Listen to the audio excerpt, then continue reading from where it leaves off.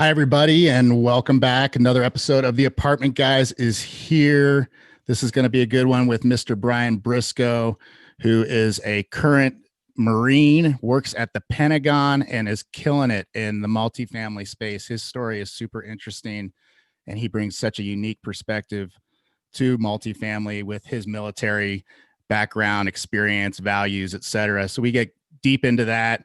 We talk about the lessons that he's brought from the military, including his attention to detail and how well that transcribes into the multifamily space, and his ethic that the mission must be completed. The mission must get done at all costs. That's something that he's brought over from the Marines as well. So it's super exciting. Real quick, though, if you wouldn't mind at the end of this episode, if you liked it, to go to your podcast app, whatever you're listening on, and leave a review and a rating. I would really appreciate it. That is super helpful in getting the logarithms and whatnot to work right so that we get this message out to as many people as possible and we can help as many aspiring apartment investors as possible. So without further ado, let's get into it with Mr. Brian Briscoe. This episode of The Apartment Guys is being brought to you by Greenlight Equity Group. Greenlight Equity Group acquires and operates cash-flowing multifamily assets in progressive metropolitan markets such as Salt Lake City, Idaho, Oklahoma City, San Antonio, and Columbus, Ohio. Greenlight ensures consistent, solid returns for its investors and a healthy environment for residents by operating high-quality, safe, clean, affordable apartment communities. To learn more about Greenlight and to sign up for the investor list, go to www.greenlightequitygroup.com. Welcome to The Apartment Guys, where we dive deep into all things multifamily investing. Our mission is to educate, inspire, and empower real estate investors to reach their highest potential. Each week, host Tate Seamer interviews high-level guests from all over the industry who are sure to bring valuable, actionable ideas that will propel your career to the next level. Whether you're just starting out or a seasoned investor, you are in the right place. And now your host, the apartment guy, Tate Seamer. All right, everybody, welcome back to another episode of the Apartment Guys podcast. Today's going to be very special, I think, for everybody listening. We've got Mr. Brian Briscoe with us here today. Brian is a co-founder of the multifamily investment firm Four Oaks Capital. He's also the host of the exciting new must-listen Diary of an Apartment Investor podcast, which is doing very well on iTunes, Apple Podcasts, amongst other places, and is a great listen. He is an active duty Marine Lieutenant Colonel, currently stationed at the Pentagon, and will be retiring from that position in exactly 300 days today. So, Brian, on that note, I guess let's just say congratulations, first of all. Thanks. I appreciate it. Yeah. It's exciting. Yes. Good times. For sure. That's got to be an exciting transition in life for you. And I'm sure that we'll talk about what it looks like for you as an investor in particular moving forward. But really, Brian, kind of like to start with getting to know you a little bit, like the man behind the bio, sort of. Okay. What's made you you?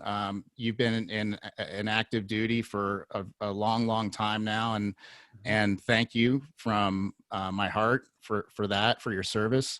And I'm sure that has, obviously been a massive part in shaping you and shaping your you as a business person amongst other ways. So if you could just kind of give us a glimpse into what makes Brian and what shaped you as a person. Yeah. So, along those lines, I grew up not very far from where you're sitting right now, in a little place called Layton, Utah. Yeah. And went to high school, and I was a smart kid growing up, but I just never really applied myself. Didn't care if I had good grades or anything. So what really, I think, put me on the right path, I served a mission for my church, so I went to Chile, northern part of Chile for 2 years. And I kind of realized what I was wasting, how much I'd actually taken for granted. And that was kind of one of the big turning points in my life. I went from, probably a B plus, A minus average student, which was well under my potential prior to that. I had an academic scholarship to the University of Utah that I almost lost because of my grades weren't high enough. And, I come back from 2 years living in South America, and I'm thinking, oh my gosh, I have so many opportunities here that I have just completely taken for granted. And, I made it my goal to not take it for granted, so started applying myself in school. And, I mean, it's been 20 years now, but, happy to say that, I haven't gotten a B since. Every college level class I've had on the record. But the other thing is, I realized how great our country is. I mean, we have problems, we have issues, everything's not perfect here, but, I've traveled to somewhere around 40 countries in my life now, but Wow. it's still the greatest country that I know of. Mm. And so when I came back from my mission, I started thinking of ways that I could, give back in so to speak, so I started looking at different reserve programs, military reserves, and I settled on the Marine Corps, so I was going to school I wanted to be a math professor and a master's at the University of Utah. And somewhere along the lines, I went to Marine Corps boot camp. I was a reservist. Moved to University of Minnesota to start a PhD program. If you want to teach math at the college level, PhD is the way to go. So started a PhD program, and like 3 weeks after, September 11th happened. And that was, I think, another big moment that shaped me because, I was a reservist, and President Bush gets on the national television and says, "We're calling up the reserves. We're going to war." And I started thinking, I'm like, okay, well, how do I handle this? And, talked to my wife about it, and we made the decision that, it would probably be better for us just to take the timeline, take the ball and run with it. So instead of waiting for, the reserve unit to get called up, I decided to go active duty. So I went to, officer candidate school, went active duty, and initially thought it was going to be a 3.5 year stint, but it's been 19 years since September 11th happened. So Yeah, I've been active duty for about 19 and a half now. So, I mean, that's a lot behind me, who I am. The Marine Corps has been a part of my life for 19 years. And, now that I'm getting closer and closer to that 20-year mark, obviously, if you don't know, the military has a really good retirement program that, unlocks right at the 20-year mark. So I'll be retiring, have a pension for the rest of my life as long as the government's still paying it, and transitioning to the next phase. So that's where I'm sitting right now. Picked up some real estate along the way, and right now we're in the multifamily space. So I think that's a little bit more about me, but from there we can go whichever direction you want. Yeah. Well, I'm smiling big. I mainly because I am very impressed. It's quite a path that you've taken, and service to your country and service to your church and along the way. And I can tell that you've really been shaped by. I know enough about the type of service that you did for your church to know how much discipline that takes and it requires, and commitment, and willingness to literally have doors shut in your face all day, every day. I don't think there's anything that would create a more chiseled salesperson, amongst other things. But just on a human being level, what a just profound influence that must have had on you as well.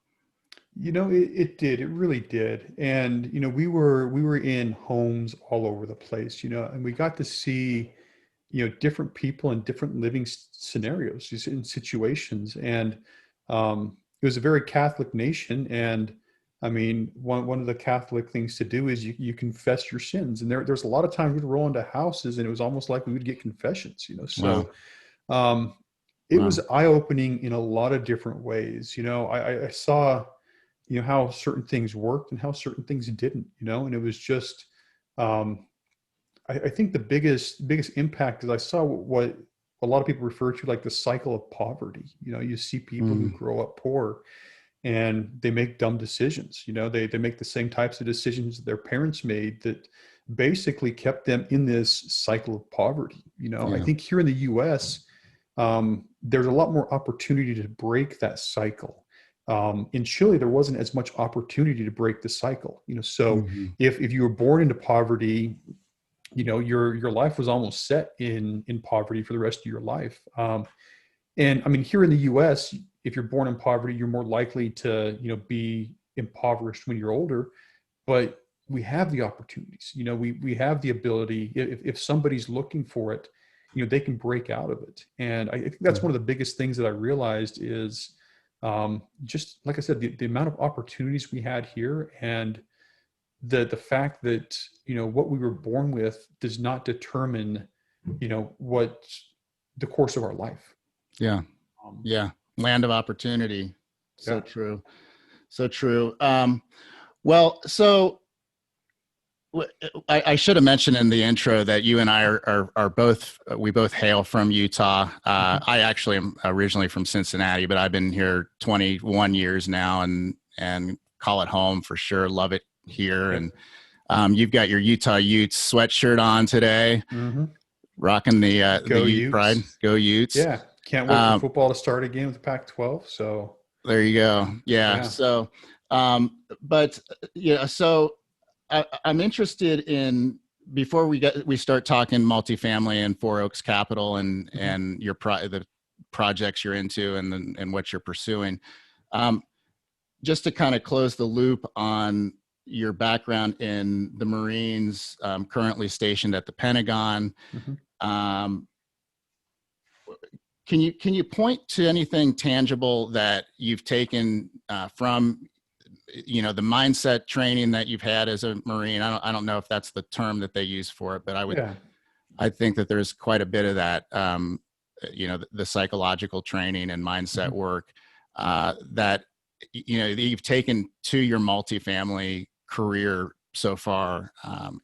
Yeah, I'd say that there's a couple of things. Number one, there's this idea that the mission has to be accomplished no matter what. So in a combat situation, if you're given a mission, there's no option. It's you are going to accomplish the mission. Okay, there's no choose this path and fail.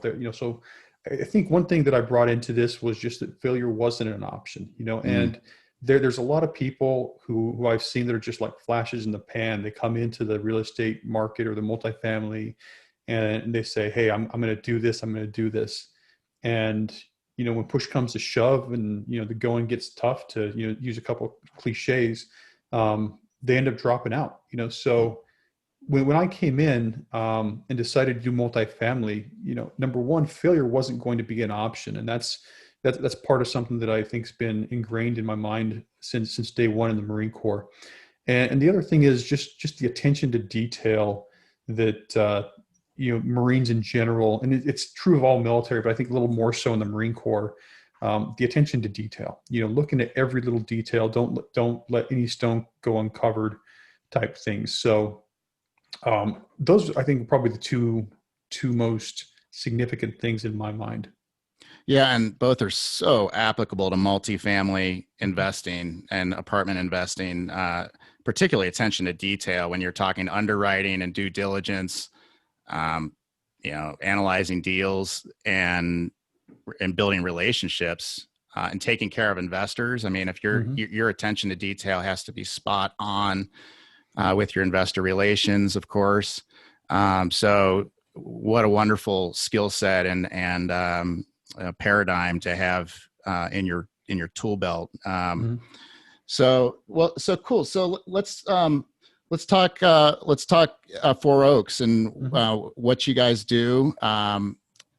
Maybe how you guys got started, and I know a little bit about your background in terms of your education with Michael Blanc. Mhm.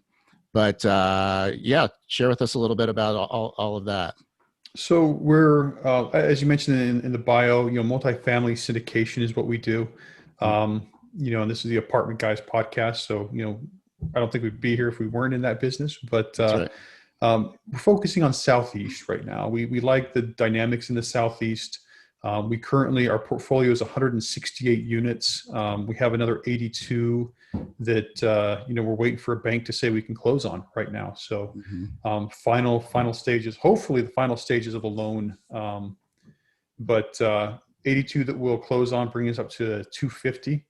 And we just got 170 units under contract, and all of these are, nice. South Carolina, the 170 units in Augusta, Georgia, where the big golf tournament is every year, the Masters.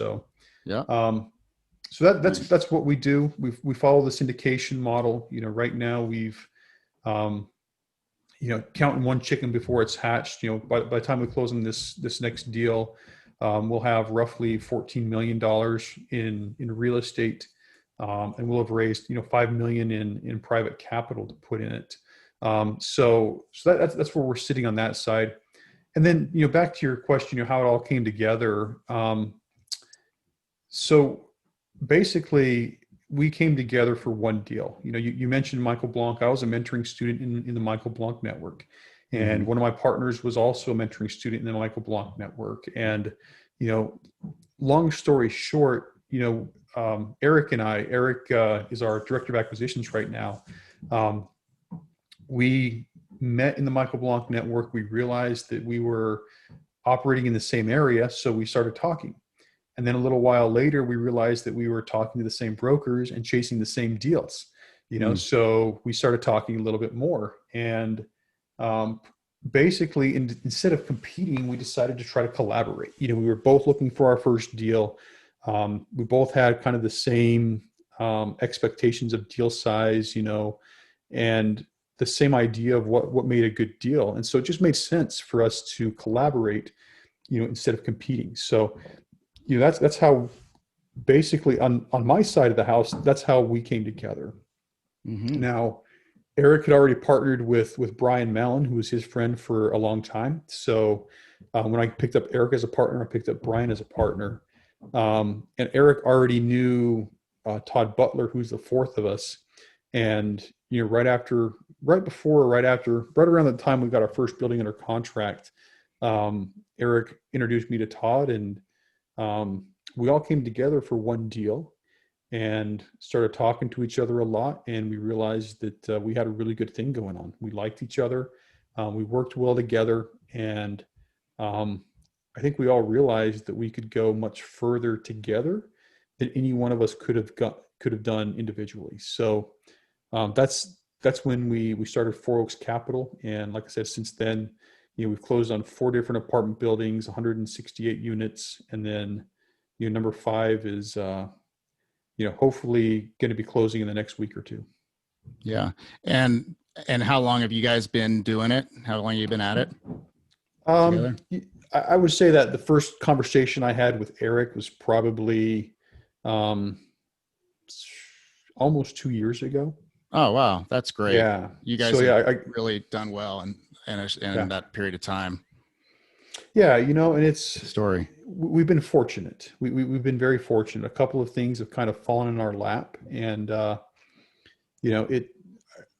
don't think it was luck. I mean, when you're really pushing and you're driving and you're putting yourself out there, things tend to fall in your lap. It's just how it works, but that's right.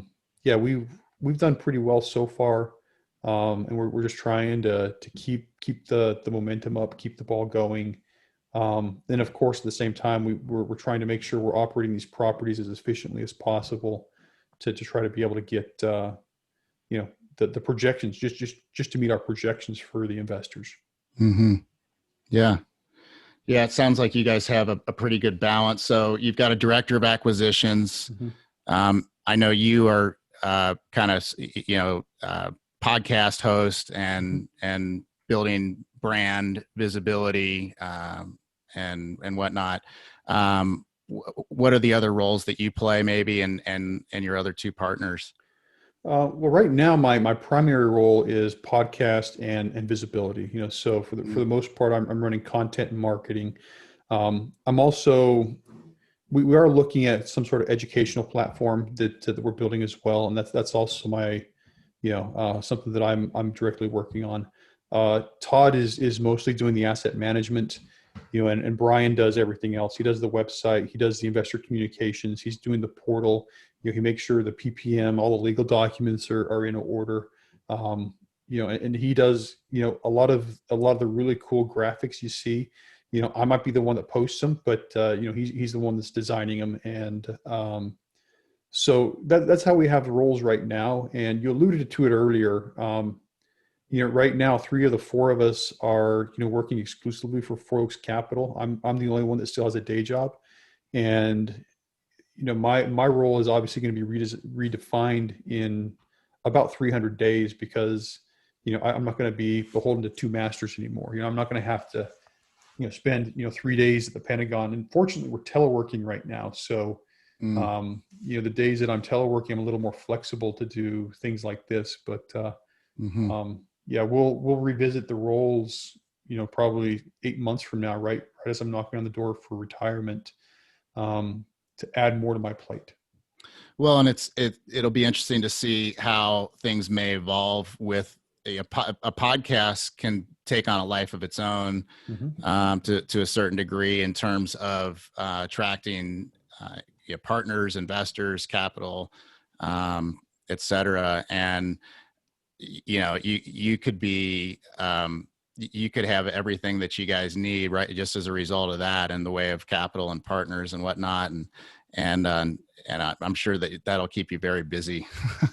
And that's so true. I mean, and it's not just the podcasting. I think just putting yourself out there and making connections, whatever way you choose to do it. We chose podcast, and I'm very active on LinkedIn, and not as active on Facebook and Instagram, but there's a lot of groups on Facebook that I'm very active in. But end of the day, yeah, you have to be active. You have to be seeking. And I think just putting content in front of people, no matter what type of, or what the medium is, putting content in front of as many people as possible, allows you to attract, people who want to invest with you, people who want to work with you, So the next project we're working on is, going to be, including our renovation budget, about a $10 million deal, so we can comfortably raise, $2 million, and we need to raise about 4 million for this. Mm-hmm. So we had to bring in some partners, and it was so easy for me to just, okay, who are the people that I've talked to? Who are the people who've been on my podcast who I know we can partner with? Or who are the people Right. that I've, been networking with in the last couple of weeks or months? And, building a team, we actually had a lot of people to choose from, so, we had to tell a lot of people no, because we either already had commitments with other people, or maybe they weren't experienced enough, or whatnot. But yeah, I think I'm excited to see where it goes from here. I mean, it's doing well so far. We've got a pretty, I think, loyal group of listeners. So we'll see where that takes us. Yeah, and I'd encourage my listeners to check it out. Diary of an Apartment Investor. Really cool format that Brian's done, with bringing in kind of a newbie investor or a newbie capital raiser, and getting a chance to ask an established expert in the field questions that provide just tons of value to listeners. And it's really like a really cool interview format that you've put together, Brian. So Yeah, congratulations on that. Thanks. It's almost like mentoring, and it's just like you're Yeah. capturing a little mentoring session on a podcast. Hmm. And like I said, it's just doing amazing things. So Yeah. I think it's building my network twice as fast as a regular podcast would, because I'm bringing two people on every episode. Mm. But some of the aspiring investors on the podcast have actually teamed up with the experienced investor that I matched him up with. So um, it is exciting. There's a lot of insights. There's a lot of good questions asked by the aspiring investors to help them get to the next step, and it's just fun to be a part of. Yeah. Yeah. Yeah. They say That's really cool. if you like what you do, you'll never work a day in your life. And the podcast, I think, is a labor of love for me.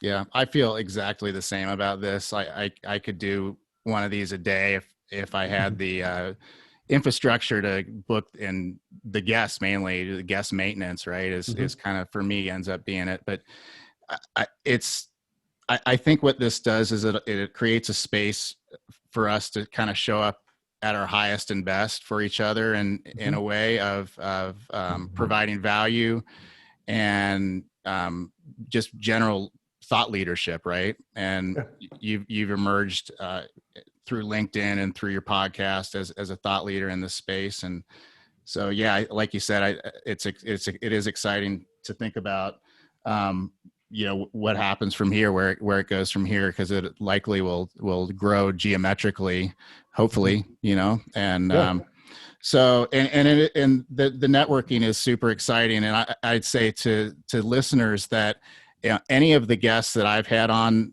my podcast in the past, every single one of them would be more than happy to hear from you at any point.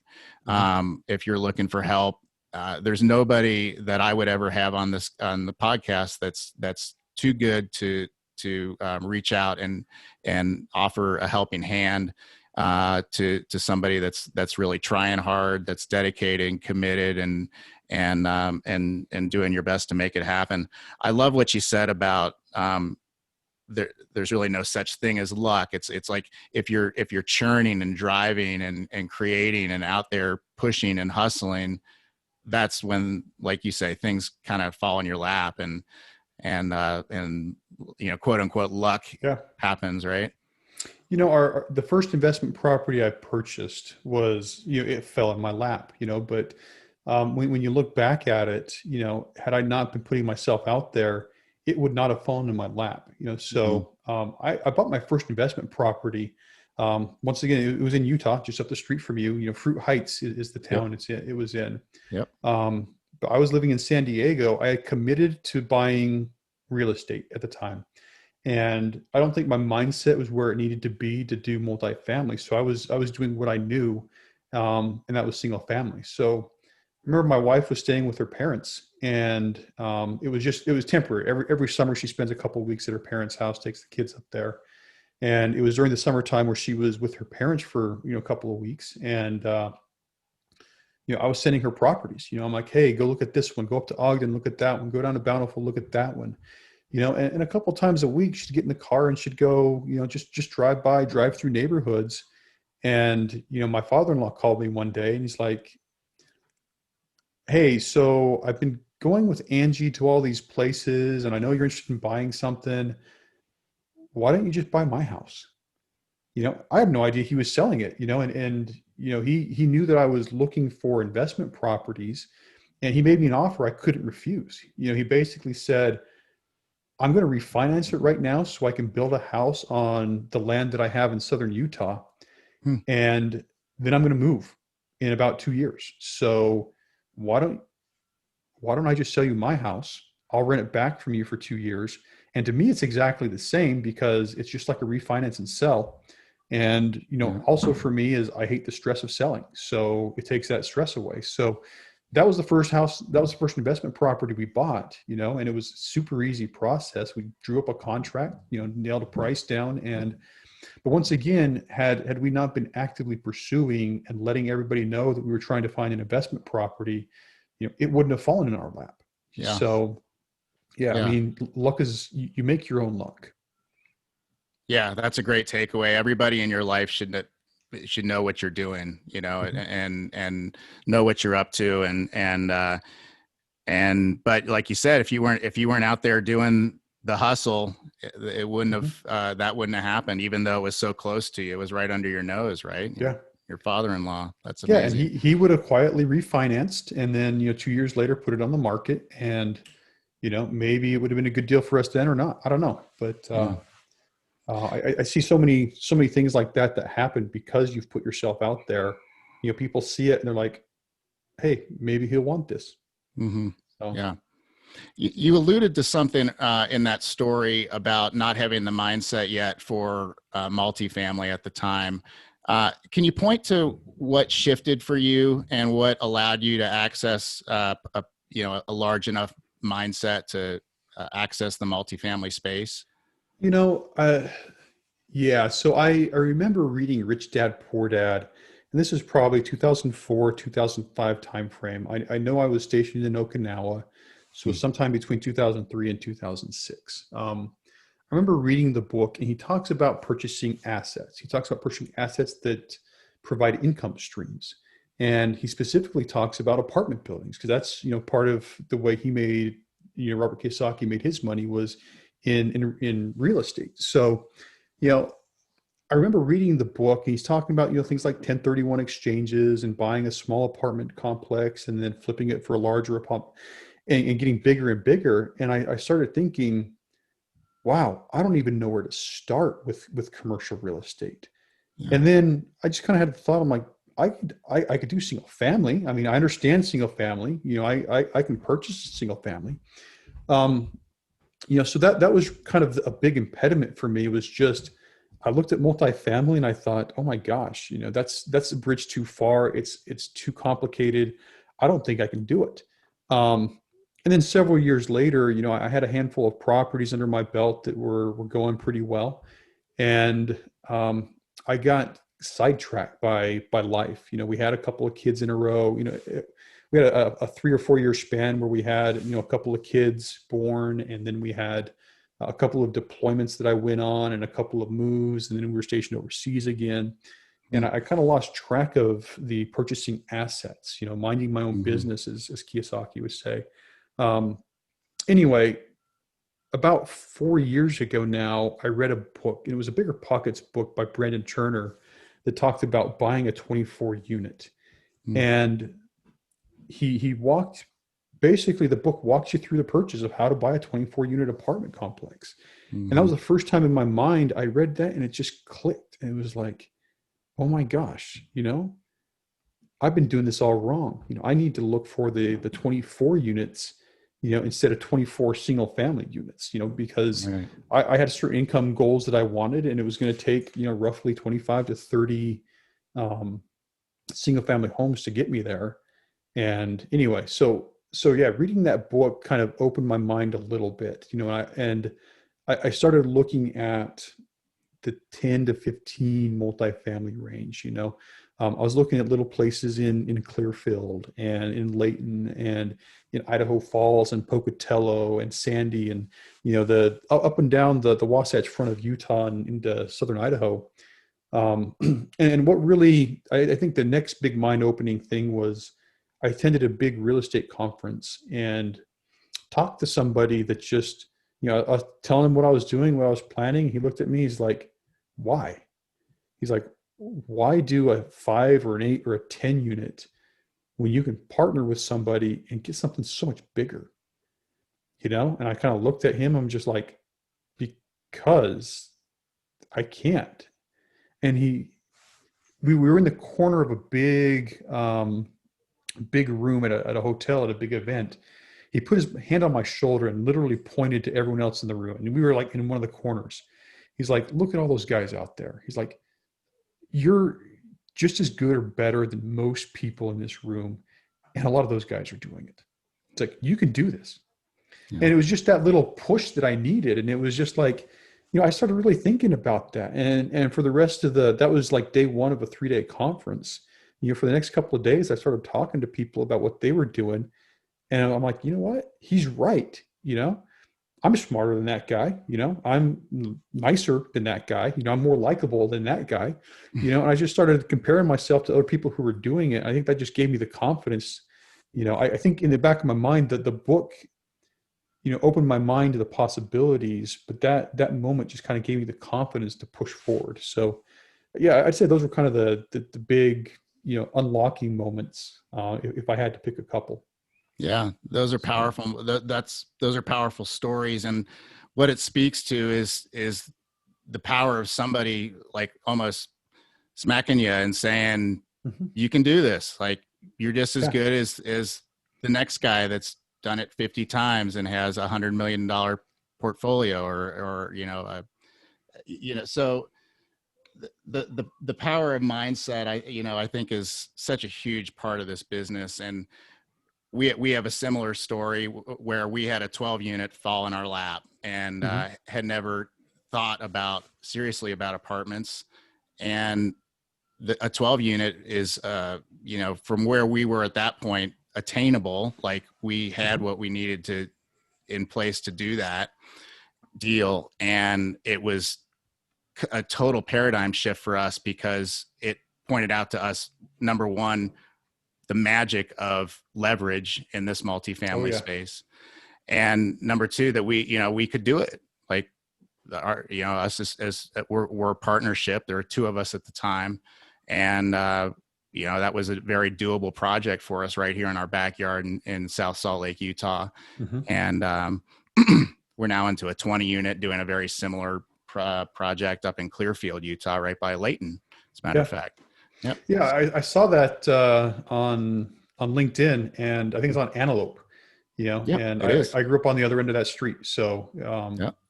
the Layton side, but right up by the East Bench by Highway 89, but 2 blocks off of Antelope is where I grew up. Yeah. Yeah. Well, Brian, a few questions for you to kind of start to wrap things up. I'm curious about what you feel is your secret sauce personally, professionally, Hmm. what you bring to the space and to the team that is, uniquely yours, and is kind of a secret to your success. I'd say my secret sauce is that there's two things. I have a math background, so I can think analytically. Between the math and the Marine Corps, the attention to detail. I think I had a pretty good attention to detail prior to the Marine Corps, and it's just helped me, hone those skills. But just being able to analyze things and be able to come up with solutions. I mean, quite frankly, what do you do in math class all day long? You come up with solutions. Mm-hmm. And I think the ability to think like that has really been crucial for what I've done. And the other thing is, I like to teach. I wanted to be a math teacher at one point, and I still like to teach. So, Mm-hmm. being able to share those two things with people, to be able to give back, to be on calls with a lot of people and say, hey, if you want to do this apartment thing, well, here's what made me successful. Here's how I did it. And then listening and trying to give suggestions. I think that's really helped a lot with a lot of people, and some people who have, wanted to invest on their own and be like a deal sponsor have ended up, investing with us. I mean, they're still on the path to be a deal sponsor, but I think that's attracted a lot of people as, either potential partners on the GP side, or as a potential investors. Being Mm-hmm. able to explain things to them and teach them how multifamily works. Yeah, and you're doing that through your podcast too, and you're Mhm. literally bringing in students to your podcast, educating them directly from an expert, and therefore educating your whole listener base, which is Yeah. really cool. Yeah. So yeah, congrats on fulfilling your teacher dream there. That's Yep. awesome. What would you say? What advice would you give an aspiring investor? Say somebody that was maybe where you were before you did the Michael Blanc work, or even before that, where you got into the multifamily space. I think you have to have a very clear why, Mm-hmm. a big burning why, a big burning desire. It's just the same reason.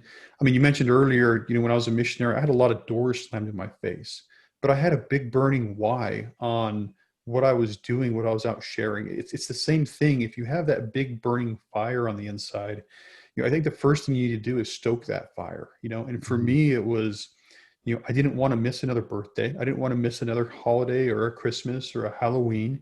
I wanted to take my kids trick-or-treating. I wanted to be there when they opened presents, that was my huge why, and I have a big date on the calendar, 300 days from today is going to be my last day in uniform. So I combined the two, the desire to be with my family and to not miss those days with, this is when I can exit the Marine Corps.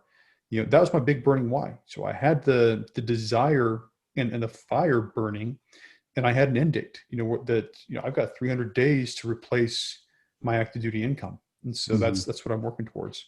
So I would say before you launch, figure out why, and that's going to make a lot of things a lot easier. Yeah, it's so key to be purpose driven in life in general, and to have that why that drives you. And it sure makes making choices a lot easier. I found to know what you're about, to have a mission that you're on, to have a purpose in life, and to have a why, as you say. And for listeners out there, your why can be whatever. It doesn't have to be some huge groundbreaking thing. It can be something like, I want to buy mom a house for her in her retirement, something like that. Or it doesn't need to necessarily be global and planetary shifting. It can be whatever it is that makes your heart sing and makes you excited, fired up to get up every morning and get after it. Yeah. That's what you got to lock into. Yeah. Mine was really simple. It's just, I want to be with my kids more frequently. And I think a lot of people could relate with that one. Yeah. And my Marine Corps career, at the drop of the hat, my boss can come to me and say, hey, you're moving.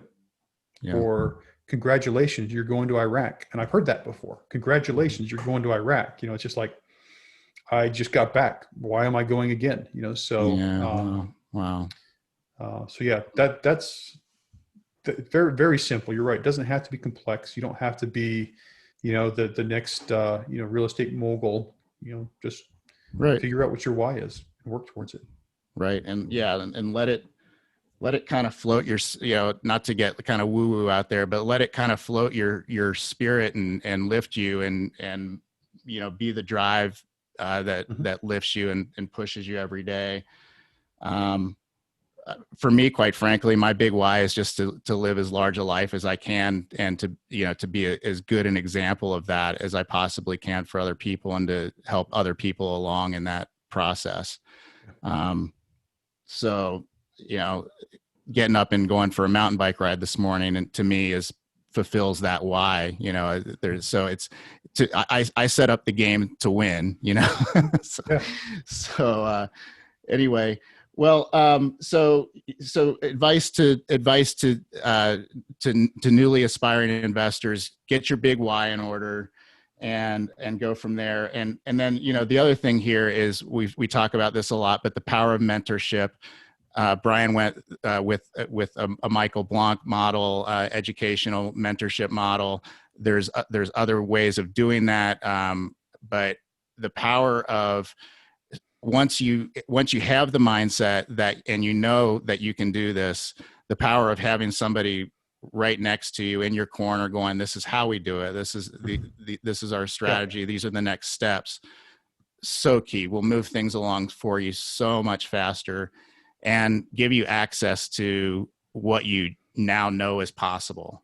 Right. Yeah. And I would say it also helps you avoid mistakes. There's one or two things that I put in front of my mentor that I was really excited about. And he looked at it and says, no, and he pointed things out. He's like, look at this, look at that, look at that. Rerun the numbers. So I'm like, oh yeah, you're right. So I think helping to avoid mistakes is also a big key to mentorship. But I could go on and on about the joys of mentorship and the pros to mentorship. Yeah, for sure. And that's just, we talk about it a lot on the podcast, and to me, it's irreplaceable piece of success is having people around you that are interested in you succeeding, have done what you want to do, been where you're going, so to speak, and can give you, like you say, the pitfalls or you can point out pitfalls for avoiding mistakes, and create, create what it is that create that vision for what it is you're going for in your next step. So. Yeah. Well, Brian, congratulations on all your success. Any last thoughts that you have for listeners here, for our listeners from the conversation? There's some themes there. We didn't talk a lot. We didn't mention the word character, but for me, the theme character just kept coming up. And it seems like that's a big part of what makes you, and I admire that. So any final thoughts for listeners here? I've just said the older I get, the more I realize the golden rule is golden. It comes from the Bible, do unto others as you'd have others do to you. But, if you treat other people well, you treat them with kindness, you try to help them, whether you call it karma or being blessed by God, whatever you call it, that golden rule is golden. I end up getting far more out of, the times where I've helped other people than the sum of everybody I've helped, so, sometimes I help somebody and I don't get anything directly back. Sometimes I help somebody and it comes back, 20-fold, but, I say the golden rule is absolutely golden. Yeah. You get from, my way of summarizing is, to some degree, you get what you get what you put out. Mm-hmm. You get back from the universe what you put out into the universe. Okay. And the power of choice. We always have the choice in how we do that, and how we're showing up in the world. And so, well, Brian, thank you. I know you mentioned you're probably moving back out this way, or you are moving back out this way after your retirement. Yep. From the Marines and the Pentagon. I'd love to take some runs with you, maybe some ski, or very least meet up for lunch and talk business sometime. Yeah, absolutely. Yeah, I'll make it a point to be one of the first things I do. So great. Absolutely. For listeners out there, how can people reach you at Four Oaks? Website's Four Oaks Capital. That's the easiest way. There's like most websites, there's a put your email address here thing, and one of us will get back to you, really quickly, set up a phone call if that's what you want. If you want to hit me personally, Brian Briscoe at Four Oaks Capital. And then if you just want to learn more, the podcast. So Diary of an Apartment Investor podcast. It's on Apple. It's on all major podcast apps. So you can listen to me 3 times a week. So that's how much we're releasing episodes now. Wow, that's amazing. Good for you. Yeah, I know firsthand how much work and commitment that takes. So that's awesome. Yeah. Well, Brian, keep kicking butt, man. This has been awesome. And it's been really good to get to know you a little better, both with our Utah roots and our multifamily roots. And it'll be fun watching how things go for you guys at Four Oaks, and watching your podcast take off. Thanks. Hey, and it's been long overdue. I've seen you a lot, and thanks for reaching out. I've been meaning to make contact with you for months and months and months. So I appreciate this. Yeah. Well, this has been great. So listeners, thank you so much for hanging in and hanging with us here at the Apartment Guys podcast. And we'll be back with you next week. We do one a week here at the Apartment Guys. So yeah, that's all right too, I guess. Yeah, I know, right? It's kind of mailing it in, right? Anyway, thanks everybody. Have a great day. Thanks for listening to The Apartment Guys with Tate Seamer. Tate and friends are grateful to have you as a loyal listener. If you like what you've heard, please subscribe, rate, review, and share with friends on your Apple Podcasts, Google Play, Spotify, or any other podcast platform. Also, check out Tate's YouTube channel for videos of many of these episodes and more. Until next time, take massive action steps and rock on.